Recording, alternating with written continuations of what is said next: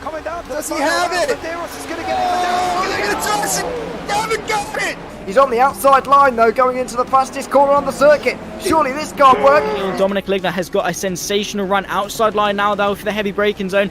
Around the outside goes the Audi R8. Look how much Miller's caught back into play. Exactly, Miller's just like trouble. He's not on second and change. All of a sudden, Miller's back in play. Can Barry do it? Big Barry's going to do it. Big Barry!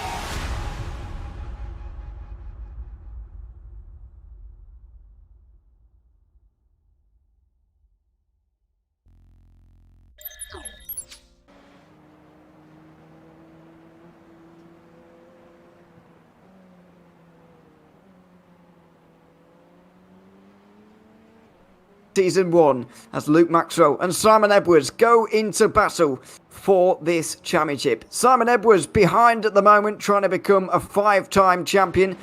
There isn't anything he can do tonight apart from stop Luke Maxwell winning, because Maxwell has to win to become a 2-time champion of his own. It's a very exciting day, the first championship finale we've had in 2 seasons as well, and we're very much looking forward to bringing it to you here this evening on the JPB YouTube channel. Welcome one and all. My name is Ewan O'Leary. I'm alongside James Parfitt for this one. It is a big day, James. We're very much looking forward to it. Well, unlike last week, it's very simple in terms of mathematics. Luke Maxwell has to win, or Simon Edwards is champion. If Maxwell wins, he's champion. It doesn't get more simple than that. No, I'm glad it's settled down after last week. I've got to be honest, because I was just a head scratcher, but then the racing was absolutely incredible. To the back, and it was all sorts was going on. Doing 7 laps here with a pit stop. Between about, we reckon, I don't think, actually I got a message that said 2 to 5, right? I got a funny feeling it's going to 6, then we're going to see the pit stop. So they are got pit stop as well. We do have 14 this evening, and as I say, we've come down to the final race of the season at one of the toughest circuits, 154 corners of Nords, and it can't be any tougher than that, really, can it? Yeah, get your fingers out. Is it 154? Is it more? Is it less? Well, make your own mind up at home, because according to Wiki, it's 154. So I'm going with that. I bet if you googled how many corners are at the Nordschleife and you looked at the first 10 web results, went into their websites and see what they say, I bet you all 10 would be different, because it's quite astonishing. With the arguments that go on, you think about the arguments that go on at normal circuits about how many corners there are, and then you take a track 4 times as long and then figure that one out. Yeah, bit of a palaver, we'll call it. So yeah, there's a lot of corners anyway, and they're very difficult, and that's all you really need. Top 4 in this qualifying session right now. Then Simon Edwards, Luke Maxwell, Paul Crubb, Dan Webster, all previous champions of this series, of course. And 2 of them involved in a fight, as you can see right now. Top 2, indeed. Separating them. Luke Maxwell on a lap right now. We've been in the session for the last 45 minutes or so, though, and we haven't been able to see Luke Maxwell improving during that amount of time. So it would be pretty impressive to see him do that from here. You mentioned the pit strategy there.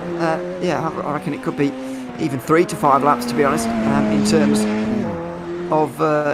of when they're going to make their pit stop. But it's a 7-lap race. That's the most important thing here. One of the endurance rounds is going to be around 45 minutes here. And that is a real test around a circuit like this. It's going to be a real test of mental capacity, really, because as we found out during the officials this week, during only 4-lap races, mistakes creep in by the end of it, and we're going 3 laps longer today. Yeah, all right. I know I mentioned it before that I did an official this week, and I listened to this, right? I was in 2nd place. Second was 2 seconds up the. First was 2 seconds up the road. Third was about 45 behind, and I went through sector 1, and I hit the curb just before we went onto the first back straight. Spun it, stuck it into the wall in the last lap.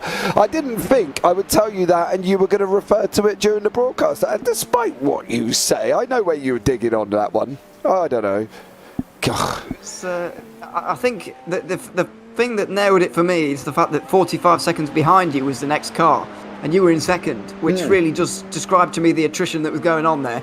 Is kind of the point I'm getting at. I think you were more referring to my ability, weren't you? That's what it was. No.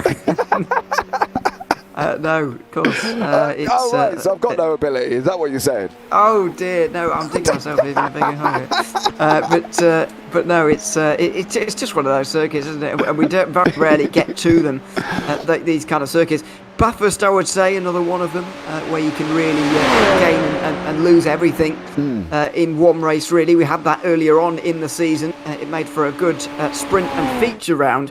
This is an endurance round, if you've not been with us so far. This is the format where we just go racing for one big race, which is a little bit longer, 75% longer than the official races.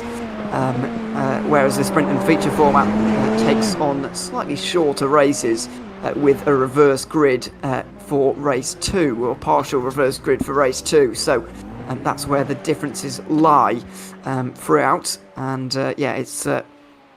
it's a very, very different format indeed. Two drivers still out there then. James Child and Jamie Bird, both able to still set lap times right now. I think James Child is in the final sector right now, or the second final sector. There's so many around here. And Jamie Bird is just coming out of Arenberg right now up to Adenauer Forest at the top of the hill here. Very difficult left-hander at the top of the hill there, which you do need to take slower than you ideally could, purely because of that braking zone for the next right-hander. But as we were speaking about a little bit beforehand, really, this 2-hour qualifying session is used mostly as practice, really. It's not too much of a run out in terms of qualifying. The times just kind of make themselves, and the earlier track conditions as well will have been a lot more helpful to the drivers than these later ones as well. So Edwards and Maxwell have both been up there. I think actually Dan Webster's improvement is the only improvement we've seen in the last 45 minutes when we've been watching. Yeah, it definitely has. That 610 008 has been sat there for a while. Just want to say a quick welcome in. Phil, as always, thank you so much for jumping in. Colin Wynn, very quiet, James. Car's well noisy. Oh, okay. Well, I've done some adjustments. Hopefully it's all good now as well. Paul LeMay, hi guys. Hi, Paul. How are you? Welcome in. Thanks so much for joining me. And then Daryl Taylor here. This is the interesting one. Bets on whether I can manage more than half a lap this season. So what do we reckon? Is Daryl Taylor going to survive what is known as the green hell here at Nords? So let's see. Colin Wynn is basically chickened out tonight. He said he's tired. So he's tired and he's had a 12-hour day, and now he's sat there at home chilling out, not doing nothing. So, you know, there we go, basically. Fair enough. It is Thursday, nearly the end of the week, so you know we can get towards the weekend. It's fine. It feels ironic me saying that though, when weekends are my busiest days of the week, but whatever. It's fine. I know for most people it's a bit of a time to just relax, and why not? John McCutchinson is out on an outlap right now, by the way. James Child couldn't improve there, and so Jamie Bird will probably be in 5th on the starting grid here. He's going to need 4 seconds of an improvement to go up the order which is going to be very, very difficult. But I think we can be encouraged by that top 4 there, not least the names in that top 4, which are quite frankly scary names to have. All previous champions. Jamie Bird getting things slightly wrong there. He looks like he's going to return to the pit lane. But the fact that they're separated by less than a second at the Nordschleife is a great test of just how close they are. Yeah, I think in general, to be fair, they've done an absolute stellar job. You know, this track isn't easy, and I don't care what people say about this track. It's not an easy circuit. It is so tough. There's constant lefts, constant rights. It's tough, and anybody that finishes, I praise them, to be fair. But the grid is up on your screen now, Ewan. Yeah, it is. The championship contenders 1 and 2. Simon Edwards will lead Luke. Paul Crabb and Dan Webster less than a second back in qualifying. Jamie Bird and James Child will share row 3, with Paul Clark in 7th ahead of Robert Woodward. David Rolliston, Daryl Taylor round out the top 10. Hopefully Daryl can make it through more than half a lap this season, as he mentioned there. I do seem to remember him having a bit of a terrible time last season. Hopefully it can go better this time. Phil Glover's 11th and Phil Jocelyn is in 12th, along with John McCutchinson, who I think will be sneaking in at the back. Oh, along with quite a few. Mike Brewston and George Gonzaga will also be there at the back. So a nice grid to end off the season, and a big moment as well in this championship. 7 laps to settle it, and 1 more race here at the Nordschleife. Simon Edwards is not going to increase his point score here today because of the drop rounds, but he needs to stop Luke Maxwell from winning. Otherwise, the man on the right-hand side of your screen there will become a 2-time Radical Race Series champion, having taken Season 3 of the last calendar year. Simon Edwards going for 2 in a row, something that he has done before, of course. He's had 3 in a row. But nobody has been able to get 5 overall. That's what Edwards is searching for with this race here this evening. Phil Jocelyn will be the final driver to grid up. He just pops into the background of his screen there.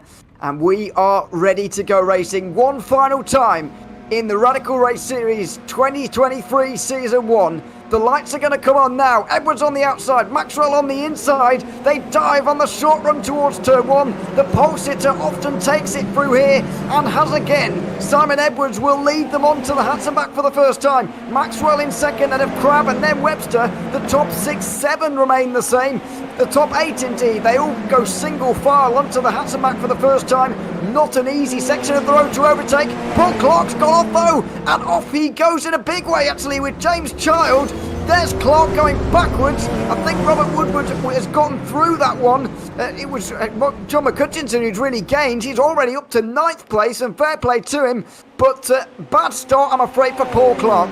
Yeah, it looked like there was a lot of people involved in that one. Clark, McCutchinson, Taylor as well. David Rolliston was another man that come into that clutch, jumped straight back to the pits. That's going to be a 9.5 minute time from where he was currently at this moment in time, but it is Crabb and Webster side by side currently at the moment as well. Crabb backs out, lets Webster take the front, and it is Simon Edwards 1, Maxwell 2, Webster 3. And here we go again now from the 2 protagonists up front. Trouble is they're opening up about a 1.2 second gap over Dan Webster behind as well. So it's going to be interesting to see how this one pans out. We'll give this a couple of minutes and then we'll have a look back at the start from Paul Clark and see how he gets on. But at the moment there was a lot of people involved in that incident. It certainly was. Clark has lost time. James Child was the other one I was trying to identify involved in that one. John McCutchinson's made good progress here, as has Mike Booson as well. Other driver that didn't qualify was George Gonzaga. He's up to 12th place and involved in a fight for 10th, currently being headed by Phil Jocelyn. But there's Simon Edwards at the front of this field. It's going to be a long race, 45 minutes here we're expecting roughly for the race winner. And even though Edwards has stolen a bit of a march right now, this race is going to and fro, and it's going to be about not making mistakes as well. All Edwards has to do here is prevent Maxwell from winning, of course, as Gonzaga's off the road and into the wall. Down here at the double left-hander. This is down at Metzgersfeld, and he's found the wall, unfortunately, on lap 1. George Gonzaga as well. He's still going currently at the moment. It'd be interesting to see if he's still going in the right direction and see if he's got any problems and see how he gets on. But he's looking fairly straight. I think he got away with that one. So he'll be able to keep going as well. We've got Phil Glover in a nice little tidy battle in the middle as well. He's got Mike Bousson tucked up right behind him currently at the moment. Darrell Taylor has survived. Yeah, he's survived the first half, so we're good. And Taylor now battling down with Jocelyn as well. But Edwards and Maxwell within about 4 tenths currently at this moment in time. How is this going to pan out here? Maxwell knows what he's got to do. Is he going to push this, or is he going to sit back and think, well, I've got time? Because they have technically got time. Yeah, I think he is going to sit back and think about the time that he has, as Phil Glover, by the way, has gone off by the looks of things down there at Bergwerk, which is the corner that precedes this long flat-out section. And you can see the benefit of the slipstream that Luke Maxwell had there up towards real commitment corner. The left-hander at the mid curve there is massive commitment and somewhere where you don't want to get it wrong at all. Edwards will continue to lead then, and I do wonder what his tactics are as well here, because I think he'll realise that Luke Maxwell is going to sit behind here for the opening laps, but does that mean that Edwards doesn't bother pushing through these opening moments and he tries to back Maxwell into a fight with the likes of Webster and Crabb, Bird, Woodward? Because they're all pacey enough to get involved in this leading fight. Look at the top 6 right now, all in your view as you go up towards Horact here. Still about 3/4 to 2/3 of the way around the first lap. Yeah, we are. We're coming round now to this very fast-paced section of Nords, and we have got Edwards, and we've got Maxwell, and we've got Webster. Then we've got Crab tucked up coming onto the back of them as well. Then Jamie Bird not too far back from that. We've got David Rolliston battling away with Phil Glover there. It looks like Glover's had another incident currently at the moment as well. So Phil Glover's got to be careful, but it is going to be all about what these front two are going to do. This section can be quite fast. Once they've gone round this right-hander, then they're going to go up round the hill and then the left, and then that is it. It's quite a fast-paced ending to this lap here before they get on to the long back Donahoe straight at the end here as well. So it's going to be interesting to see. I think Edwards got to stay cool. He's got to stay calm. One mistake, he knows he's going to be done. So from their point of view, I'm hoping they don't, because we want to see good racing right to the end, Ewan, don't we? We don't want it all to end because Edwards goes off or Maxwell goes off. We want to see these guys battling for these 7 laps. We certainly do. We want to see this go right down to the wire, as it did in Season 3, where it still wasn't decided on the final lap between these two. Edwards won the race that day, but Maxwell took the title with second place. That's because he came in with the advantage. And while he does have a points lead into this one, it won't last as things stand, because Edwards is worst drop round at the moment. His best worst score, if that makes any sense, is currently better than anything you can score in the endurance rounds, which of course this is one. Now this is a big moment in the race. Onto the Jottinger Hub for the first time. Maxwell is going to go for it then. Simon Edwards not able to hold him back here. It's too long of a straight. The slipstream is too big and Maxwell is through. Although Edwards is going to tuck back in here. And he's got typically Simon Edwards' good straight line speed. He's going to go back past him possibly. Under the Bilstein Bridge they go, in towards the Tiergarten. That could be a sign of things to come. Maxwell can't get past too early, otherwise he's going to get repassed here. And he's got to be careful of Dan Webster as well, who's very close to him, as is Paul Crabb. The top 4 separated by almost nothing as they come to the end of lap 1. Yeah, look, you see how powerful that draft was down that straight there as well. And don't forget, some of these guys obviously were all on open setups as well. So different wings, different setups, different way the car reacts, the way it goes on here as well. And as you saw, Edwards, Maxwell pulled up, he went out, he overtook. Maxwell come back at him again, so he did it a little bit too early there. I think he's going to be learning from that one and seeing if he comes in a little bit later. The worst thing though as well is running too wide after the bridge. That dropping down into that downhill section seems to all of a sudden in your head get really, really, really tight, and if they don't play ball with each other there, that could be a natural disaster waiting to happen. And it isn't just going to be the front two, it'll be the two behind, because of how close they are racing. There could possibly be 4 cars involved if something goes wrong here, but it is all about these front 4 at the moment. Edwards, Maxwell, Webster and Crabb. I wouldn't want to be calling this Ewan how it's going to go this early on. I've got to be honest. I think I think I'm going to get worried about it after about lap 4 or 5 to see how this gets on, because I think these guys are just going to be swapping backwards and forwards. Yeah, they've got to get through pit stops first. I think they're really crucial in this one. We said earlier on that at a push, I think we heard from Darryl Taylor, at a push you can get 6 laps out of these cars, but is anybody going to do that? I'm going to guess not. It's going to be 5 maximum, and so at the end of this lap, I guess theoretically you could pit. Is it realistic? Probably not. As we referred to earlier on, 3 to 5 pit window in my opinion. But it just remains to be seen how that pans out, because when you are on your own out here on the slipstream of anybody to pull you back in, it really is you versus the driver you're against in this one.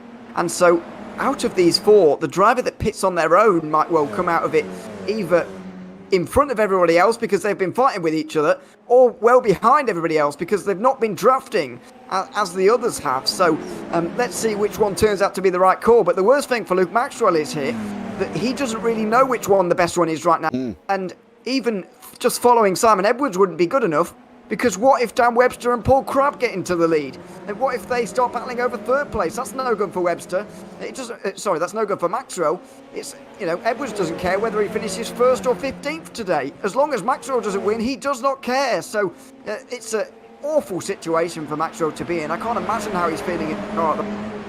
Well, to be fair, when I saw him up at obviously iLounge Racing, he just seems very relaxed guy to talk to. He doesn't, you know, do anything fancy with the car. He just doesn't do anything dramatic with the car. He starts with the tyre pressures and moves on from there. And he just seems the type of guy that I don't know if pressure is something that he feels. You know, I don't think he is that way. I think he's just very determined, as you can see here, to try and get past Edwards. And oh no, Dan, take it easy.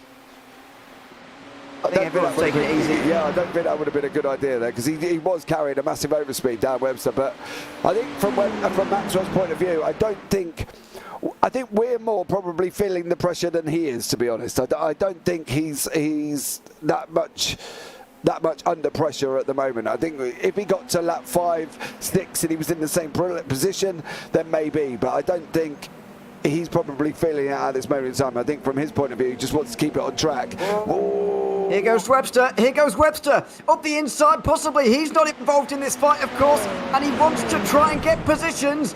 Maxwell goes around the outside at the top of the hill there. He'll stay in front, but what's that gap like to Simon Edwards now? Because it's all about the slipstream, and we're about to have that big toboggan run through the final section of this circuit, where it really doesn't matter about slipstream. It's really driver versus driver. Maxwell all of a sudden will stretch his legs over Webster and Crab, but he needs to stay with Edwards, and he can see the importance of this one. He saw his 2 wheels in the grass through there. He realises that this is an important moment in this race. He needs to stay in touch with Simon Edwards here. Yeah, he's got to. I'm wondering if he's sat in that car, you know, thinking, Dan, I really don't need you right about now. I need to concentrate on what's going on up here. The gap's out to about a second. He's more likely to be under attack from Webster and Crab than he is to be attacking Luke Maxwell at the moment. You can see the side of the cars. They look like both sides of Edwards and Maxwell has been damaged at some point there as well. But the gap's down to half a second now, so Edwards lost a massive chunk of time. And as he just saved Luke Maxwell from becoming under attack from Webster now, because Maxwell can use that draft view, and he's now in the slipstream as well, which will help him stay away from Dan Webster. I'm honest with you, I think that Maxwell saved himself there. I didn't see that Edwards did anything particularly wrong, but Maxwell put in a terrific final section of this circuit, and he's back in contention again. He's back in the slipstream, which is so important. I know there's still 5 laps to go here, but that was an important moment with more than half an hour remaining, and he's even a distance to make an overtake. So after that mistake, he might even be in a better place than he was this time last lap. Let's see if he even attempts it again, or whether he wants to continue to follow the leader. Well, he's going to pull to the outside line, and is this going to be the time on this occasion to go through? He's on the outside, he'll pull alongside and through. Maxwell's through, and what about Webster?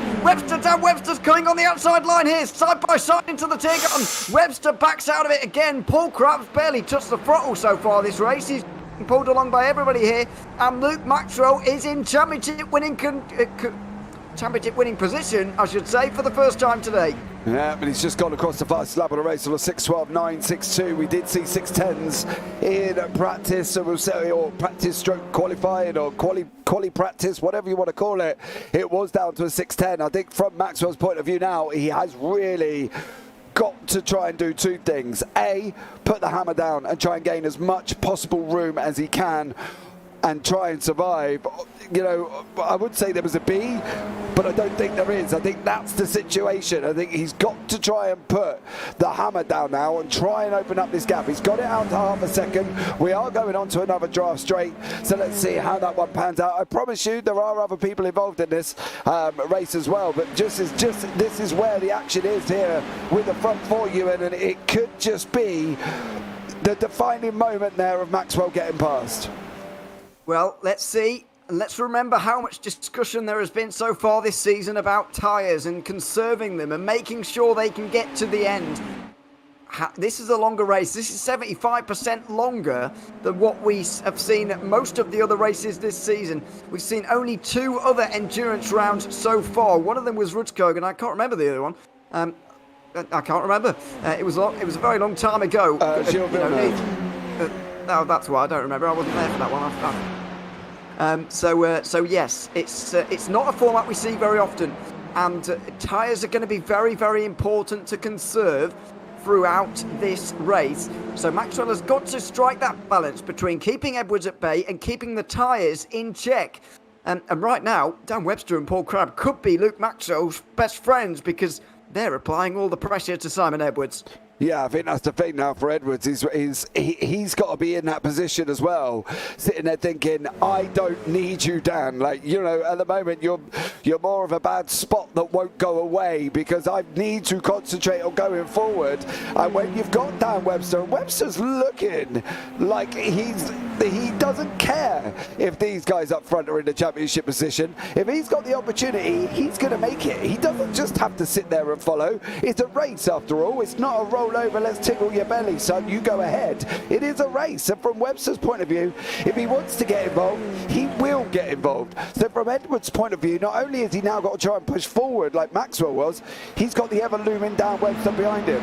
And then, just to top it all off as well, we throw in the Irishman of Paul Crabb, and we know how brave they can be at times as well. So this is going to be, on lap 3, an incredible race. What I will say though, one thing is after this lap, their tyres are going to be roasting. They will basically be cooking them at the moment, so they've got to be careful from 4 to 5 before they get into that pit window, because currently at the moment they are going to be in roasted form at the moment, and they are going to be starting to get a little bit slippery. Oh, you've got to remember that at halfway around the next lap, they will be halfway in this race, so you've got to remember that as you go through here and think about pit stops. Edwards got a lot closer then. That was smoke for Paul Crabb. Locking up into the mud curve is something you don't see often. Oh, and he's off into the Armco barrier. That's Paul Crabb into the wall in the background. We're left with 3 out front. Crabb's going to continue on in 4th. Although he is caught by Jamie Bird, that's exactly what can happen at Commitment Corner through the left-hander there. That's the muck curve. You can end up on the grass. You can end up in the wall very, very easily. Yeah, you definitely can. It's so easily done, and as I say, I did it myself. Webster's looking at making that opportunity as well. He's trying to get up beside Simon Edwards currently at the moment as well. I can see Webster being such a massive part in these next 4 laps. I can just see him playing a part because he's going to take an opportunity, and Edwards is under a tough fight at the moment. He's trying to go forward, Webster's trying to get at him. Maxwell's got 6 attempts, Webster's only got 2 to Edwards. So Edwards is more under attack on the Dottinger straight than Maxwell is likely to be. Webster is just...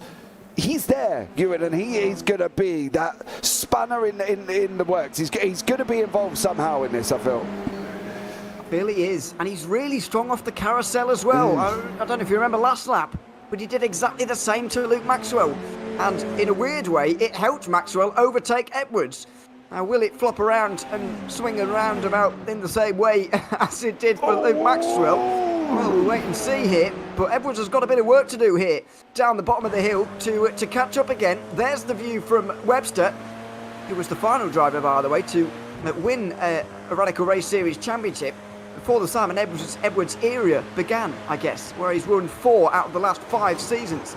It was Dan Webster, the last driver to win a title before all of that happened. Can Maxwell interrupt Simon Edwards' run for the 2nd time here? Well, let's wait and see. He needs to win to take the title here, does Luke Maxwell. And at the moment, he would be taking it home. That's the situation if you've just joined us. Simon Edwards trying to chase him down to prevent that from happening. Here comes Dan Webster as well, but that's quite a big gap for Luke Maxwell to hold.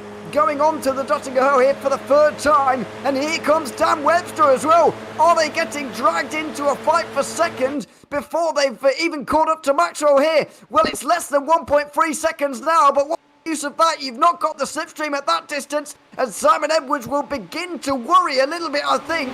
He's got good straight line speed, and in a heads-up drag race, he is going to beat Dan Webster down to the Tiergarten here. He will get up to 2nd once again, and with that straight line speed, might just save him a little bit later. But are there going to be any pit stop games here? Are we going to see anybody in? No, they all stay out just for the moment. That's the gap now that Luke Maxwell absolutely needed. and he needs to hold to take this title. Yeah, we did say he needs to put his boots on as soon as he got into first. Paul Crubb is in the pits as expected after hitting the wall as well, and obviously running across the barrier there as well, which dropped this group down to 3. I'm just a bit worried now that we've actually only dropped back down to 2, and one of them is Dan Webster. Crubb's in, McHutchinson's in the pits as well. Are these guys going to be going one more lap? Is Webster going to be able to go longer? He's been sat in this place. Would have Crubb gone longer if Crubb hadn't put it in the barrier as well? Probably. So from Webster's point of view, this has been an absolute godsend sitting behind him. I don't know if he's going to be able to go a lap longer. I'd be very surprised if he's managed to save that much fuel over this period of time already, Ewan, to be honest, but I think it's going to be within the next lap, maybe the next 2 laps, that these guys are going to start pitting. Is Edwards going to cover off Maxwell? If Maxwell's going to make the move first, there's a lot of ifs and buts going on in a minute, and there's a lot of mind games going on in this round as well. So don't go anywhere, because this is still not done. Oh! Dan Webster tried to go down the inside of Arenberg. That's a sort of half chance that you get around the Nordschleife, but it's once again, excuse me, it's once again opening a bigger gap to Luke Maxwell out front. And this is not helping Edwards at all. I do wonder whether Edwards is getting a little bit frustrated with Webster right now and say, stop sticking your nose in everywhere. We can try and catch the leader and battle for that in a moment. Just be patient, or maybe even work with me. But at the moment, that gap's going the wrong way. Yeah, see, I don't know why, though, if you were sat thinking that in the car, and he has been getting frustrated, and he is getting annoyed, and he's getting, anxious about Dan Webster, let him go. He's clearly quick. Let him go. Follow him. It's not going to hurt you on lap 4 to follow Dan Webster for a lap. Rather than trying to block and fight and everything else, just let him go. Come on, I'll follow you for a bit. You drag me along, because Webster is clearly quick at certain points. Coming out of that carousel, he's like an absolute barnstorming rocket there as well. Shot out from NASA, and he is literally flying. Around here, he's quick. Let him go. I would let him go and let him pull you along, because at the moment all you're doing is more hurting yourself here as well. McHutchinson is chasing down David Rolliston. I did say there were other people in this race, so here we go as well. So Mike Bousson is out. Nice move. Sorry, nice move from John McHutchinson, although it's carried on. And David Rolliston finds himself in the outside wall there, down at the bottom of the hill, but they make it through, and that was a nice battle in the end, coming out of Callanhard, that was. That was a good move from John McHutchinson, who started at 13th here today in the race. He's to 7th for now. 1.2 seconds is the gap. Now, I do wonder the reason why Edwards is keeping Webster behind is because Edwards is clearly quicker in a straight line. So I feel that he feels this is going to go quicker if he's in front, because he's pulling Webster along. And if Webster were to lead through the corners, then Edwards would have to take off straight to make it beneficial, or he'd have to, push Webster along, which is always a dangerous game. And so I think he feels that Webster's probably more used behind him than in front, and it might just be working. The gap hovers around a second for the first time this lap. It's come down by about 8 tenths in the last third of a lap. It definitely has. I do want to have a look at Bousson, but I'm also going to look at how this pocket rocket that is Webster is going to come shooting out of the carousel. He's a little bit slower out of that one, so let's have a quick look back at Mike Bousson. It's going to run wide. Oh dear, and that's just a bit of contact with the wall really, and he's had enough of the Nordschleife. Sometimes this circuit will do that to you. It will get you very frustrated, very annoyed at this circuit, because it's not a particularly nice one or it's certainly not nice to get things wrong so often around here. We'll put it that way. Less than a second for the first time in a while, and I think Luke Maxwell's going to be under threat this time when we get onto the Duttinger for the 4th time today. Yeah, it's possible the gap's come down about 4 tenths, but is that because Webster's backed off away from Edwards a little bit?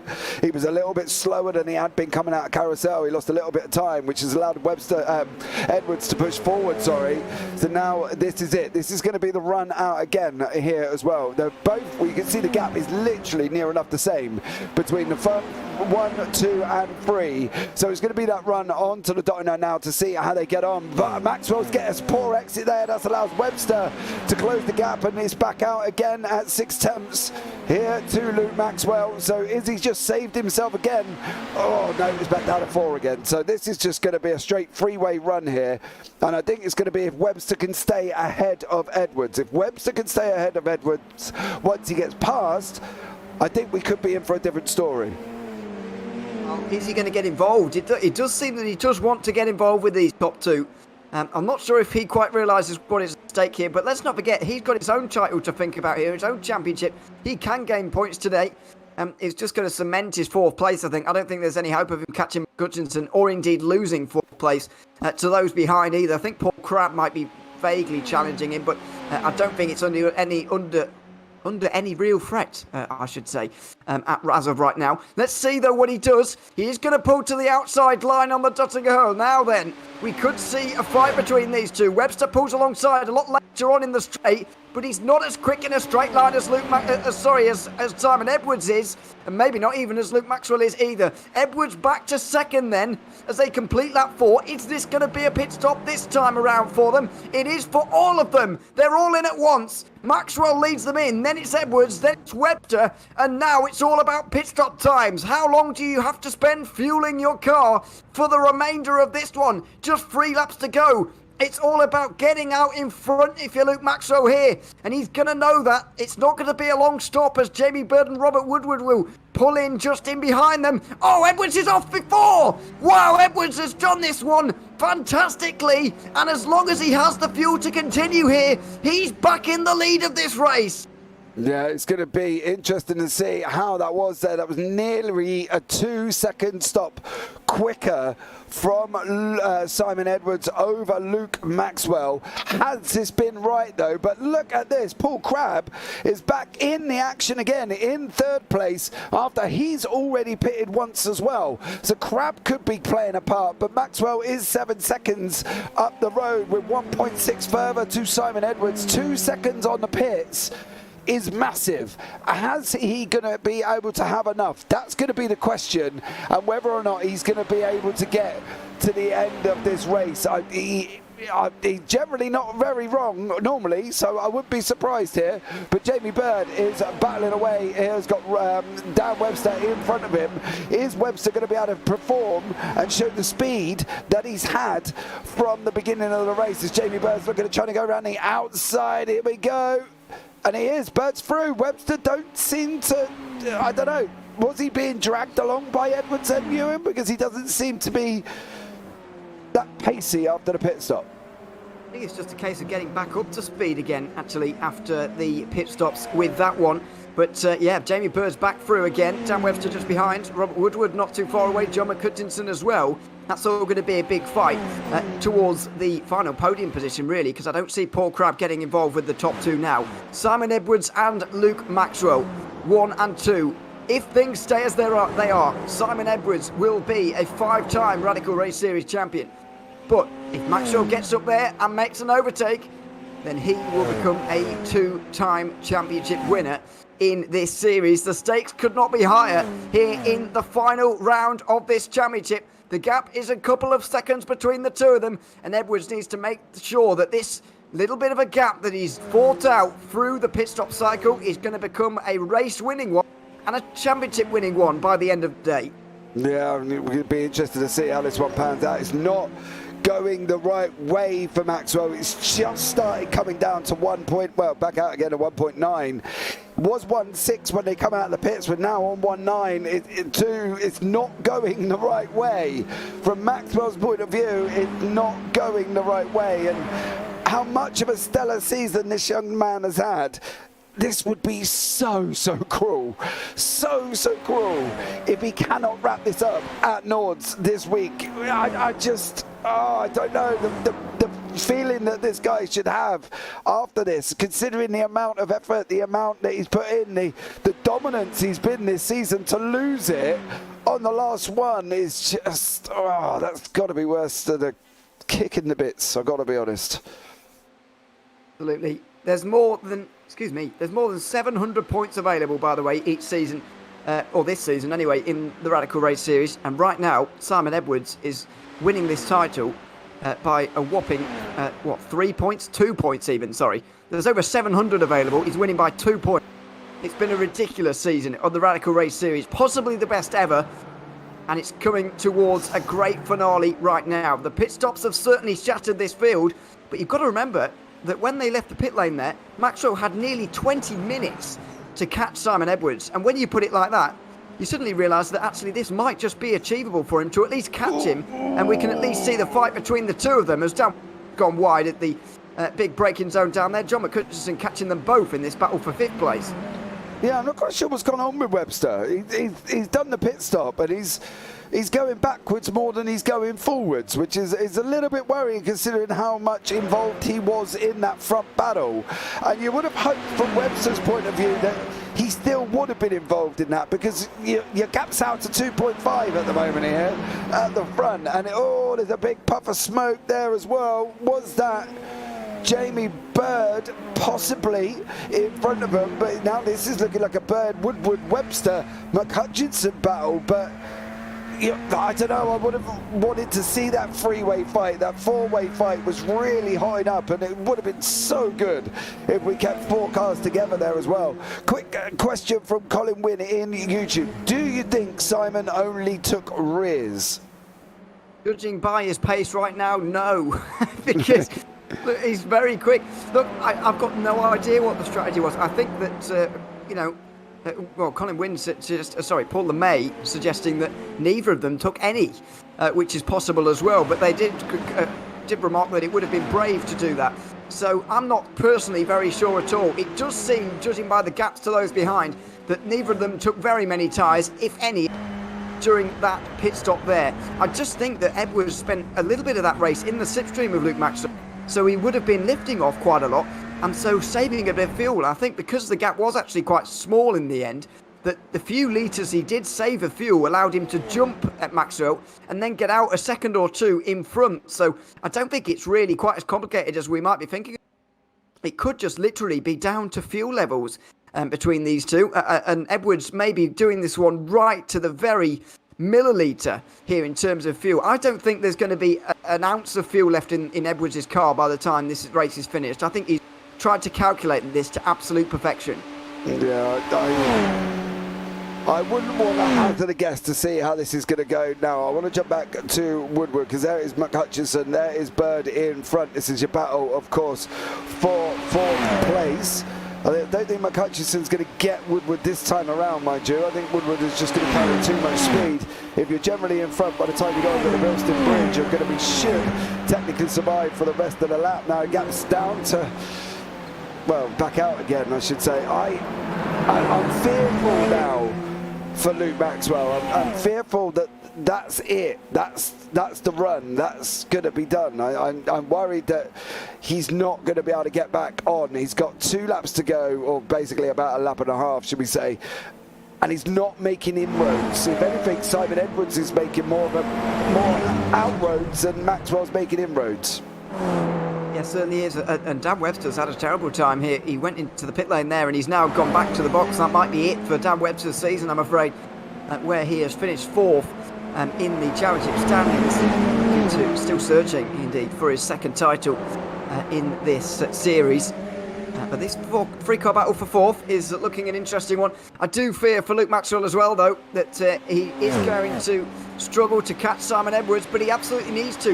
I think in this final lap, Maxwell is going to throw absolutely everything, and it could be quite a spectacle. Luke Maxwell's final lap here, because he'll know that it basically doesn't matter whether he does a non-finish. I get he might lose. He probably would actually lose 2nd place in the championship to John McCutcheon. But what's the difference between 2nd and 3rd in the championship? Yeah, he's not going to get you. Try and get a chance at winning it all. I think his final lap is going to be quite something to watch. Well, he's brought it back down to 2.9. He's going. It's, as we're saying now, it is just jumping around like steroids at the moment. To be honest, it's going up and down like crazy. This battle is a little bit more. Oh, bye-bye, Jamie Bird. Oh, into the wall as well, over the curbs and into the fence for Jamie Bird, who allows Robert Woodward and John McCutcheon through, and that's exactly what can happen when you outbrake yourself at Adenauer Forest. And it does look, it's one of those corners that looks like you've got the most room off at any point in this circuit, but you actually don't, as Jamie Bird just found out. Yeah, I've been there. And I've done that. He carried far too much going up into the left-hander and just basically went straight on there as well. Phil Jocelyn's also been leaving the track limit, should we say. Dan Webster did go off. He has gone off, and that could be why he's back into the pits. Do we get 2 seconds now? Oh, he's going to mic boost on it. Yep. Well, he didn't grab the wall like Boosen did, but that was just a list of errors for Webster throughout that lap, unfortunately. And so it's the end of his day and the end of his season, I'm afraid, for Sam Webster. And that is it from him so far. But yeah, is it? Is that it? Excuse me, up front. Well, as far as I can see, that gap's hovering around 4 seconds now. It's going up and not in a good way for Luke Maxwell. Let's see what John McCutcheon can do here on the back of his fellow Pink Mobile. Woodward right now up towards the mud curve. Not a corner you see overtakes me very often, but Hutchinson looks like he's about to make his 9th of the day, and he's up to 4th here. He might be able to catch Paul Crabb if he really gets his skates on here over the next few moments. And we'll see about that, but biggest move upwards of the day, even though that's not telling us quite at the minute. Oh no, it is, I just can't read. It tells the difference between 0 and 9. Nice. Need an eye test. That is 9 positions gained for John McCutcheon. Yeah, I would say you should have got the Specsavers, but there are other eye test facilities available, of course, so you can go check out them as well. David Rolliston's getting on the back of Darrell Taylor. Darrell Taylor's practically survived the whole race. He was in YouTube earlier on. He was going to survive half a lap, and he survived. Currently, we're on lap 6, so stellar job there from Darrell Taylor. Rolliston! Dear me. Off into the fence. He's actually got away with that quite well, but just shows you again the dangers of that corner that's really claimed a few today. Well, claimed Paul Crabb earlier, although he's back on the podium now. Oh, and Rolliston is going to lose some more time there. He's back in 8th now.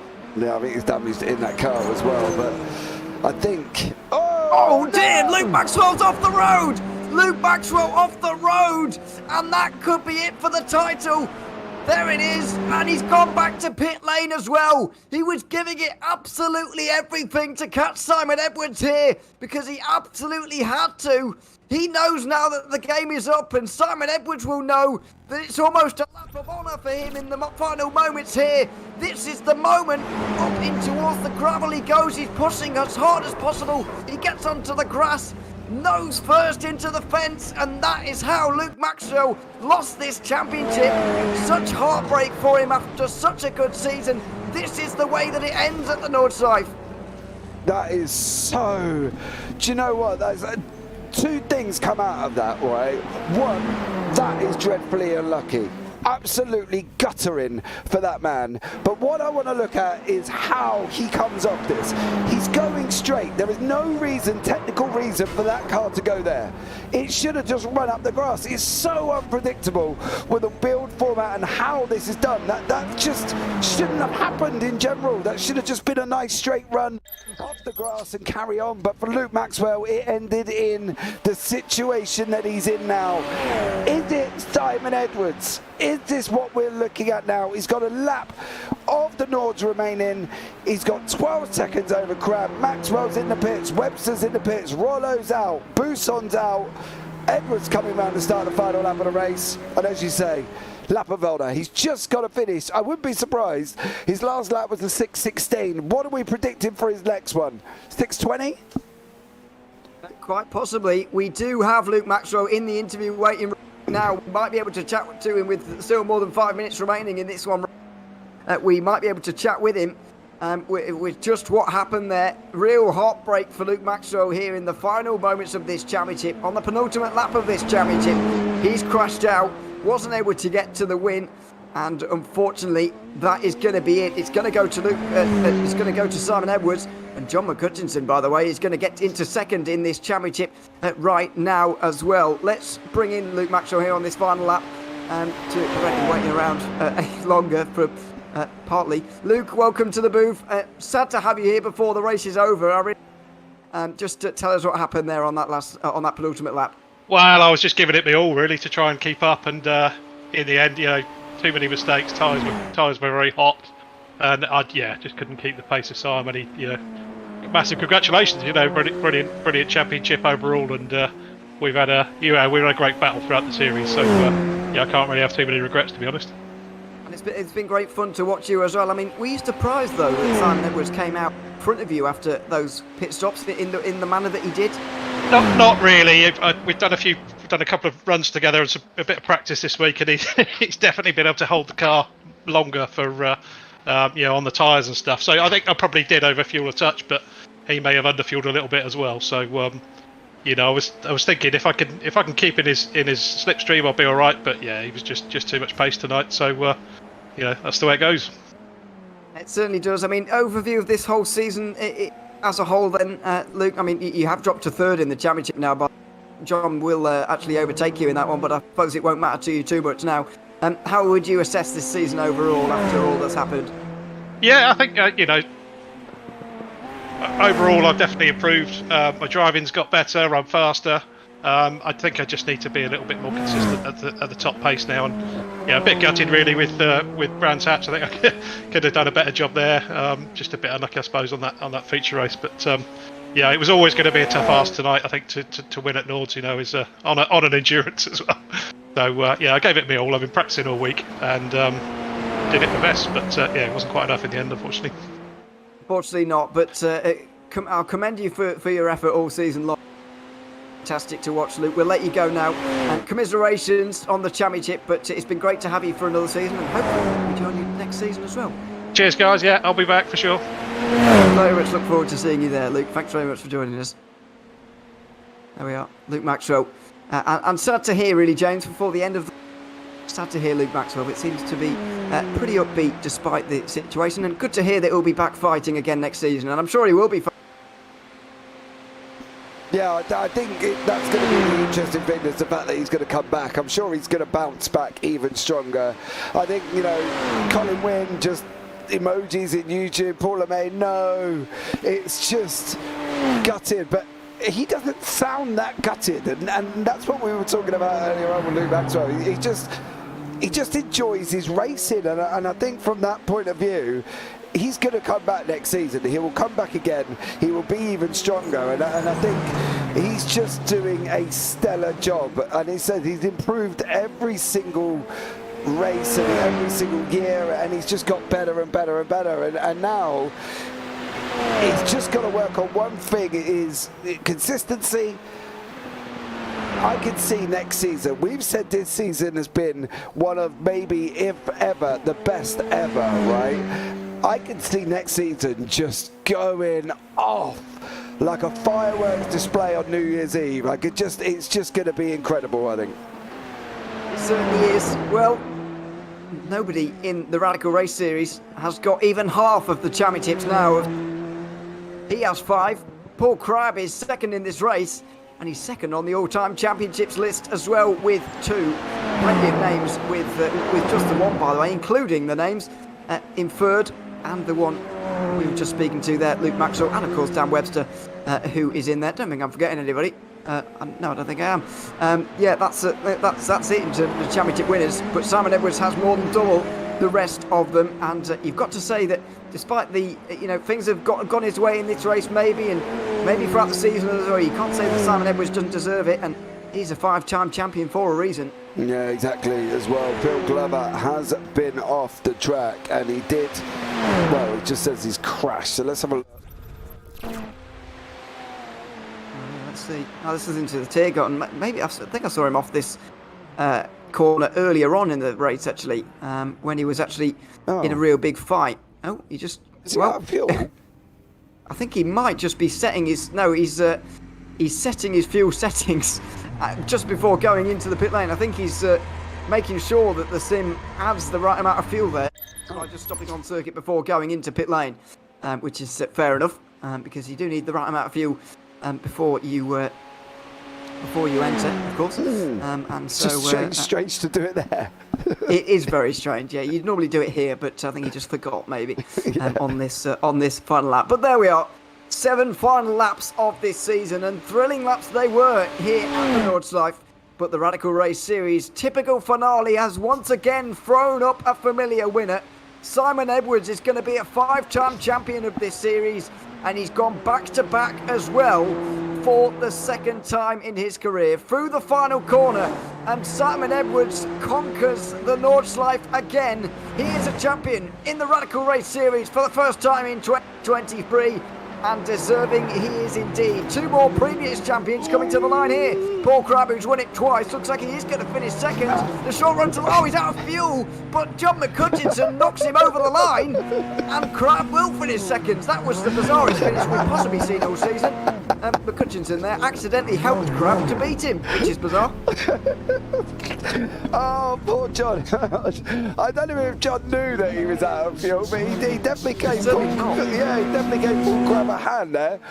Big shout out to Darryl Taylor here as well. He's currently in 6th place. Not only did he go up 4 positions, he also lasted longer than half a lap there as well. So well done, Darryl Taylor here as well, completing this race. Robert Woodward comes across in 4. There's Jamie Bird coming around the Dottinger now as well. That was quite bizarre, to be fair. I think looking back at this season, we've had it all, haven't we? Incidents, accidents, bizarre endings, races like Brands. Oh, just mind-blowing how good that was. It's been an absolute epic season.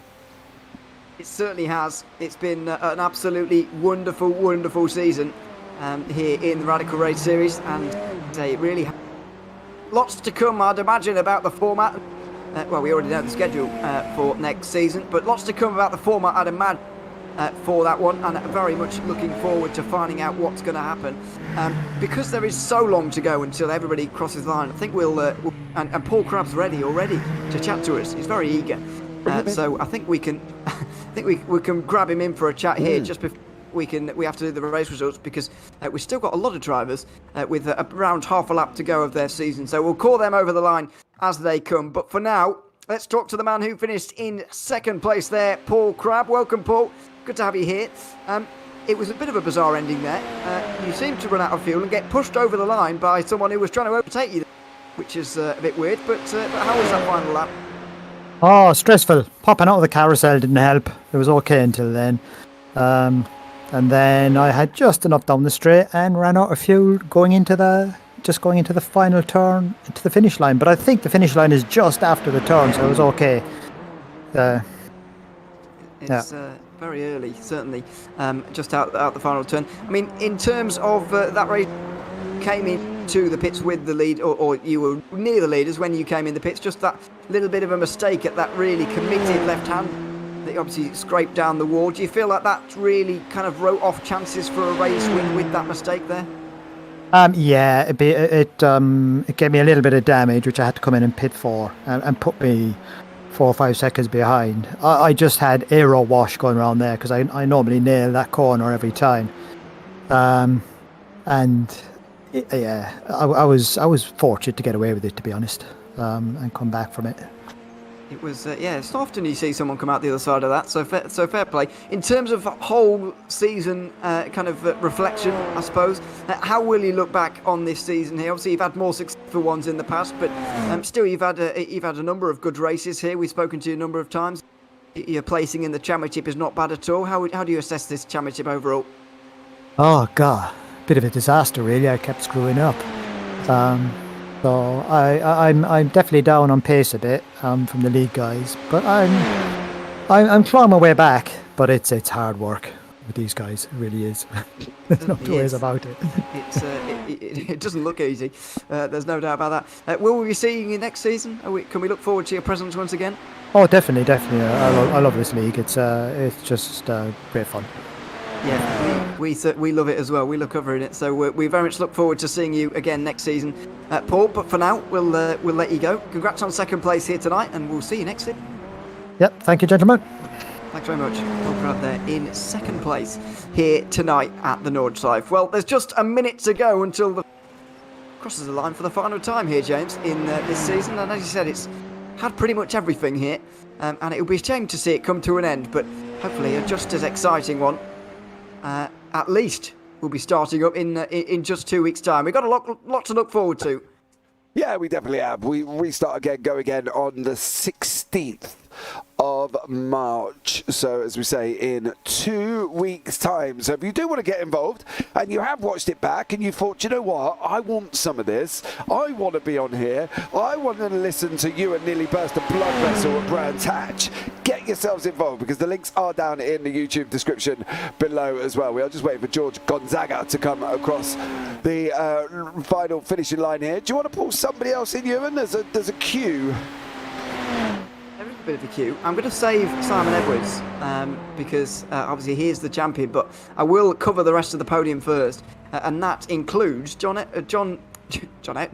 Who's that? John McCutchinson. Love children again in the booth. I don't know what's going on with you, Ewan. Get your teeth in. Sorry, I'm mixing up everyone's names. It's a bit. John McCutchinson joined. John, welcome to the booth. Good to have you here. And good to see you bouncing back with a podium this time around. 10 places gained at the Nordschleife. Can't have been easy. How was this evening for you? It was okay after the crash in the first lap. Once we got through that, had a little bit of damage. So the car was really different compared to what I had set it up as. And then when I got it fixed, it was really different again. So it was changing. But I enjoyed it. It was a good race, good fun race. It was good fun to watch you come through the field as well. How did you kind of motivate yourself this week? You down in the dumps about the Brands Hatch race overall, and understandably so as well. But how did you sort of get yourself ready for this race? I guess another week, another race. That's in the past now. We'll not talk about that anymore. I've said what I've said. Still think what I think, and that's the end of it. But I've always liked Nordschleife. I really enjoy racing this track, so always up for this one. It's a good place to end the season as well. Second place in the championship after all of this as well, which is on the results page, not a bad result for you at all. How are you reflecting on sort of overall? Because it's the first time in a while you've been able to be at. I think you've been at every round. It's the first time in a while that's happened. Yeah, it was good to manage most. I did think I got all the races in, so that was good. I won't do it next season. So I think it'll be between Luke and Dan and Simon again. Quite possibly. It'd be nice to have you involved as well, but we know that obviously other things can come in the way. So, John, congratulations on a nice end to the season here in P3, and we'll look forward to seeing you again when we do in the next season. Thanks, Ewan. Can I just say congratulations to Simon for winning the championship, and Luke and Dan for making it a really, really good championship this year. Good racing from the guys. And thanks for you too for the broadcast. Good stuff. It's been great to be here, John. Congratulations once again, and next time. Yeah, thanks, Ewan. Thanks very much. John McCutcheon is the third place here today, and of course we have the race results as well to just show you there. Big gaps, of course. 15 seconds, the winning margin for Simon. Poor Crab did just hold off the man we just heard from, John there, ahead of Robert Woodward, who had over a minute ahead of Jamie Bird. Then Darrell Taylor ahead of James Child. Phil Jocelyn was 8th ahead of Phil Glover and Paul Clark to round out the top 10. George Gonzaga was in 11th ahead of championship contender Luke Maxwell, finishes down in 12th ahead of Dan Webster, Mike Royston and Mike Booson to round out the drivers here this evening. Very good to see, and a good field. And it's been a good race. Now, I think we've kept him waiting long enough.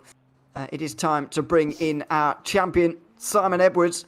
Simon, welcome to the booth. Race win once again, but that didn't matter so much. You were preventing Luke Maxwell from doing it, I suppose, which is the more important thing. Just how are you feeling throughout those 7 laps? Because I was tense and I was only watching. How were you in the car? I was really tense. I was sweating like crazy, especially with Dan. He had the pace to keep with us, and he had better braking than me. I was running virtually no downforce. But because I was on long gears and I could see him, he was on medium gears, he could get to me quite quickly in his 6th gear, if you know what I mean, so he could always threaten me. So he was scaring me to death that he'd get between us, and and my little sneaky strategy of taking all the fuel I could in the first stint to take a short stop might not have worked, but that's what got it me in the end, I think. Just getting out that little bit ahead so that they couldn't be in my draft. Yeah, it was all about breaking the slipstream, I suppose. You've won 5 titles now in the race, more than double of anyone else, as I mentioned in the stream earlier. But is this the sort of hardest fought that we've seen? So it's, in my opinion, in the ones that I've covered of you, I think I've seen you win three now, I think. In my opinion, this has been the closest and certainly been the most entertaining. A spectator's perspective in terms of just watching. Has it been the most entertaining, the most hard fought for you as well, or how would you assess it? Yes, and to be honest with you, with 3 races to go, I didn't think I was in it, to be honest with you. No. So to come away with it, I mean, I'm sad for Luke because he came back from a not turning up at the first race, and he came back and he looked like he could win that. And just his brands has let him down, I suppose. But yeah, I don't know how I did it. I really don't know how I did that. I don't either, to be honest. There was a point at Brands Hatch, by the way, where you were winning the title with no point of reply for Maxwell at all today. But that changed a little bit, and things changed a little bit. Looking ahead to next season, a couple of weeks away already. They do roll. Will we see you there? Are you going to be back again for another title defence? Yeah, I'll certainly come back. I'm hoping they're going to change the format a tiny bit again, just maybe the weather or something like that. Because we've been running in fixed conditions because of the car and the tyres. I'm just wondering if we can maybe vary it a bit, but I'll come back regardless. But it would be nice to have a tiny bit more variation. We're going to have rain, sure. Simon. We're going to have rain. Rain. Yeah. I mean, yeah, I might not come back then. We'll see about that. We'll see when we get it. But there we are. But Simon, thanks for joining us once again. It's been great to have you here, and I'm sure there will be a lot of discussion, by the way, in the off season about format and conditions and all that jazz throughout. Before the next 2 weeks. So we look forward to that. But we'll see you next season, Simon. Congratulations on winning the title here tonight. Thank you, guys. And thank you for the broadcast. It's been excellent all season and the previous season. Yeah. Thanks very much. It's been great to be here. Simon Edwards, champion once again in the Radical Race Series. Now a chance to bring in Phil Glover after a top 10 here today. Phil, welcome to the booth. Good to have you here. The Nordschleife has served you up a top 10 here tonight. So you must be pretty pleased with your evening, maybe. Yeah, but I didn't deserve it, to be honest. I had so many offs. It was unreal, really. I mean, Sabrina up there must be turning in her, I was going to say grave, but yeah, she should not be happy with me, will she? We didn't see all of it. We did see we did see you stopping before the pit entry at one point. Were you figuring out fuel levels or something there? Yeah, well, so what happened was I came into the pits because I had some damage, and I thought, okay, well, that's on the positive. I can refuel. But of course, I'd tried to figure out on the fly how much fuel I'd need. And I thought if I get into the pits itself, it'll start perhaps fueling me. So that's why I hung off. And it confused me because Dan joined in the on the channel because he'd crashed out. So I thought he'd finished the race. So I was thinking, oh, well, maybe I must have finished the last race. Must have done the last lap, but obviously I hadn't. And then I had quite a margin from Paul Clark, but then having to do that put a lot of pressure on me because Paul was catching up. Paul's fairly quick, so just managed to hold him off. I did just about. I mean, it's towards the end of another season now, Phil. How is this season gone for you generally as you're looking back at it?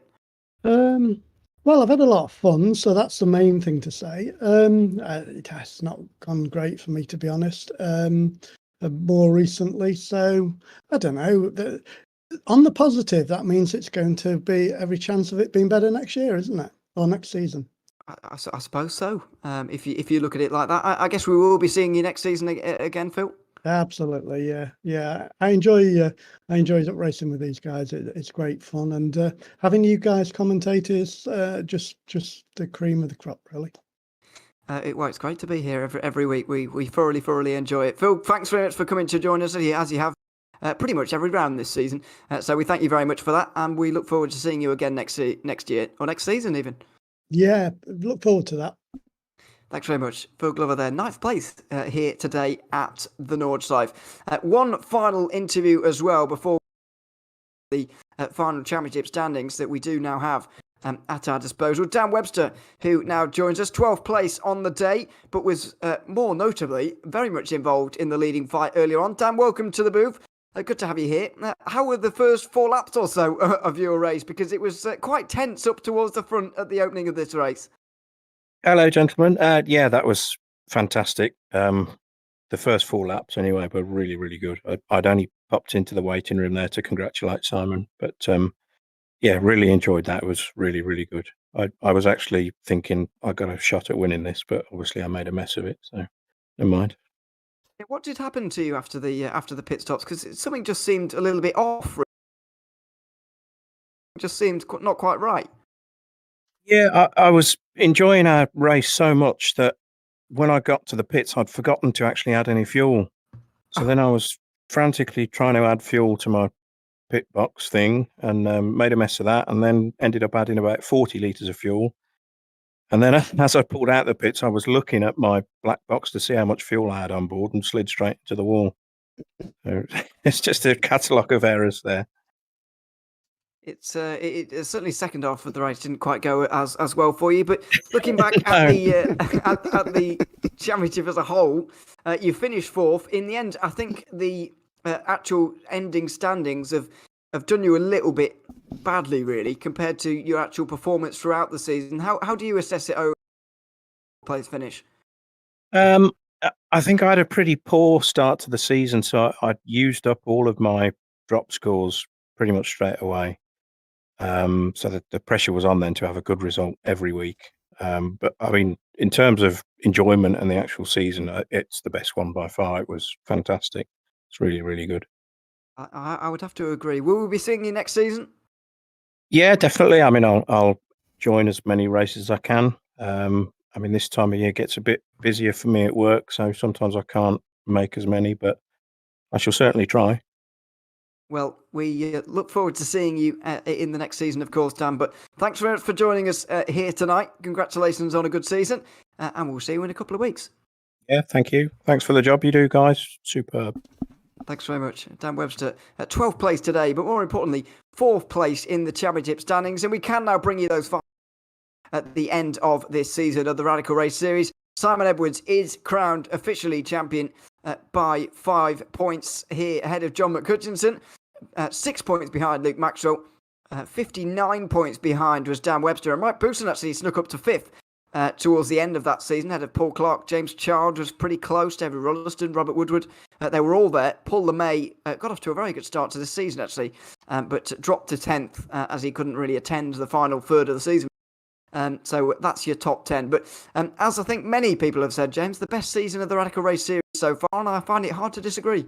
Yeah, I don't think we can. I've got to be honest, I don't think we physically can disagree with that. I think anybody that's been in and watched it has been amazing. This whole season has just been incredible. This new format has been absolutely defining. It's done such a great job to this league as well. I'm not even sure I would change anything, to be honest. Maybe add a few more endurances, possibly as well, so we don't see necessarily the drop rounds being taken from the endurances. But apart from that, I can't see what else they would need to do. You know, the saying goes, and my mum always says, bless her, she says quite a lot, does my mum, if it ain't broke, don't fix it. And I can't see this being broke. I think there's not a lot else that they need to do. You know, maybe, as you say, variances of track temperatures, maybe. You know, have them as an alternate or completely random or anything along them lines. But I don't think they need to do a lot else, Ewan. I can't think of anything that would really make a difference. You know, look, let's be honest, rain we can talk about forever, and we're probably not going to get it next season either. So I'm not even worried about that. I just think that there's not a lot that needs to be done. Do you know? And No. they've done a stellar job. Yeah, mix the weather up, put it on random. But apart from that, leave it as it is. It's absolutely fine. The format, certainly. The only thing I would mention as well is about rounds 2, if we're only going to have 3 endurance races, or make sure if we have to keep 3 drop rounds, make sure that there's 4 or more endurances. I do like the fact that we sort of do a random draw and sort of randomly select which ones will be endurance, which sprint and feature. I do like that idea, but I think we do have to have more endurances than drop rounds, because as you rightly mentioned, I think Simon Edwards and maybe John McCall, I think all 3 of their drop scores have come from endurances just purely because of the amount of points you can score.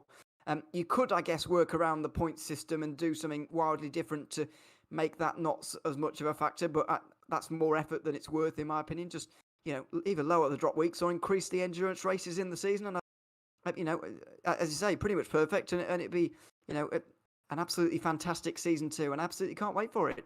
Yeah, I fully agree with you, to be honest. I don't think there's much more they need to do. We've got AK Customs in YouTube. So good race, guys. See you on track in 2 weeks. So there we go. Not sure. Someone we don't know, or is that a new driver for season 2? I think it's a new driver. I'm not entirely sure. When people, that's the thing when they have their YouTube names to their real names that we don't fully understand. But thank you, AK, and hope to see you as well. I think it's time, Ewan, to be fair, we gave a big shout out to everybody who's been here for this season as well. Phil across the pond, been here from the very beginning until the very end. Toxic Munchkin as well. Look, I got your name right on the last race. Colin Wynn, who's been in every single time, even though he's been injured. Paula May, another one who has injured himself there as well. Monik Heister, thank you so much for joining in. Our very own Zach Sweeney coming into the booth as well. So there we go. And who am I missing? Anybody? Of course, AK at the end as well. But everybody who's literally supported us this year has been amazing, to be honest. Yeah, absolutely. And a big thank you for the admins as well. Having us once again for the 2nd season in a row. It is one of the best parts of my week, actually, to come and do this series. It's been absolutely fantastic fun once again, and it's great to be here, and what a great season it's been. So a big thank you to the admins like Martina Ward, Daryl Taylor, Graham Brown as well, all of whom, and surely others I'm missing as well, other people at the Radical Race series. A big thank you to everybody. But that is it for season 1 of 2023. We're going to sign out now on the JPB YouTube channel. Make sure you subscribe, though, and stick around and watch all the other racing that is going on throughout the week. We do have a lot of it. So make sure you get stuck in and join us on one of our other broadcasts. That's just about going to do it for us here tonight, though. Simon Edwards, crowned Radical Race Series champion once again. Very much hope you'll join us again for Season 2. But for now, from me, Ewan O'Leary and James Parfitt alongside me, it's goodbye from the Nordschleife.